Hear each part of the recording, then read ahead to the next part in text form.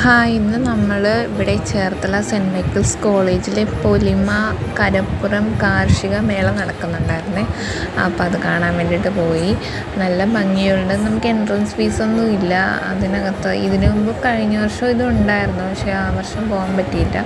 ഈ വർഷം പോയി. ഇതാണ് അതിൻ്റെ ഫസ്റ്റ് ബിഗിനിങ്. നമ്മുടെ ചേർത്തലയുടെ പഴയകാല ചരിത്രം, എസ് കനാൽ എങ്ങനെ ഉണ്ടായിരുന്നു, പണ്ടത്തെ ഫോട്ടോസ്, പിന്നെ നമ്മുടെ ഇവിടുത്തെ പ്രശസ്തരായ വ്യക്തികളും ടൗണ്, നമ്മുടെ ചേർത്തല എങ്ങനെയായിരുന്നു, കയർ വ്യാപാരം, അതിനെ പറ്റിയൊക്കെയുള്ള കുറേ പ്രദർശന ഫോട്ടോസ് ഉണ്ടായിരുന്നു. പിന്നെ മുഴുവൻ സ്റ്റാളുകൾ കൃഷി ഇഷ്ടപ്പെടുന്ന കാർഷിക ഉൽപ്പന്നങ്ങൾ ഇഷ്ടപ്പെടുന്നവർക്ക് ഇഷ്ടപ്പെടും, തീർച്ചയായിട്ടും ഇഷ്ടപ്പെടും. അങ്ങനത്തെ കുറേ സ്റ്റാളുകൾ, അതുമായിട്ട് ബന്ധപ്പെട്ട കുറേ വസ്തുക്കൾ വിൽക്കാനുണ്ടായിരുന്നു.